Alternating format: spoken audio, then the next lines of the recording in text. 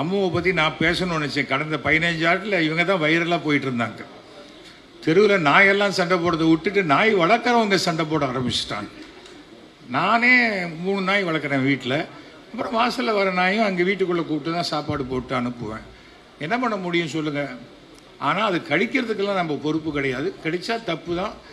எங்கள் வீட்டு குழந்தையே கடிச்சிச்சுன்னா நாயை தான் தூக்கி போடுவோம். குழந்தைய தூக்கி போடுவோமா? போட மாட்டோம்.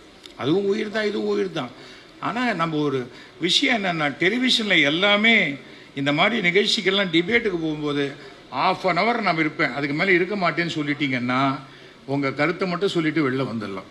அதுதான். ஏன்னா வச்சு செய்கிறதுங்கிறது இப்போ டெலிவிஷனில் அவங்க டிஆர்பிக்கு கெஸ்ட்டை கூப்பிட்டு வச்சு செய்கிறதுங்கிறது ரொம்ப தவறான ஒரு விஷயம். அதை மாத்திரம் நீங்கள் ஜாகிரதையாக ஞாபகம். நம்ம அன்பு. நான் ஏன் 3 நாய் வளர்க்குறேன்னு கேட்டாங்க. என் பேச்சை ஒரு நாயும் கேட்கறது இல்லைன்னு நான் யார்கிட்டையும் சொல்ல முடியாது. 3 நாய் கேட்குது எங்கள் வீட்டில். அதனால் அது ஒரு ஜாலியாக இருந்துட்டு போகலாம். எல்லாம் உயிர் தான். பூனை வளர்க்குறவங்க ஜாஸ்தி, எலி வளர்க்குறவங்க ஜாஸ்தி, அணில் வளர்க்குறவங்க ஜாஸ்தி. எல்லாம் வளர்ந்துட்டு போகும். பிடிச்சவங்களுக்கு பிடிக்குது, பிடிக்காதவங்களுக்கு பிடிக்கல, அவ்வளோதான்.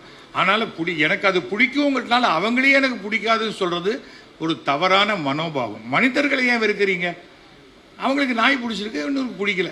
நீ எப்படி பிடிக்கலான்னு சொல்லலாங்கிறது தான் இன்றைக்கி வந்துருச்சு. அது வராத இருக்கிறது சிறப்பாக இருக்கும்.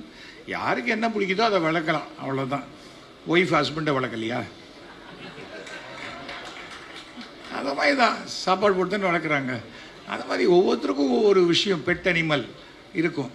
அந்த மாதிரி செல்லம்மா நான் ஏன் கூப்பிட்றதில்ல, உடனே அவளுக்கு சந்தோஷமாக ஹஸ்பண்ட் என்ன நான் ஏன் கூப்பிட்டேன் என் ஒய்ஃபு அப்படின்னு சொல்லி. அதே கோபமான டோனில் கூப்பிட்டா வேறு மாதிரி. அதனால் கொஞ்சம் அன்பு செலுத்துங்கள். பிரிவினையை உண்டாக்குற மாதிரி எதுவுமே இப்போ பேசிக்கிட்டே இருந்தால் நமக்குள்ளே ஒரு நெகட்டிவ் வைப்ரேஷன் வரும்.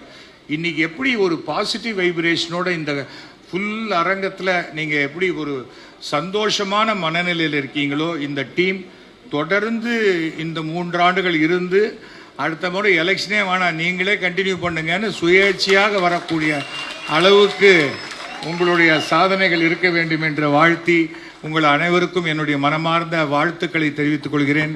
நன்றி, வணக்கம்.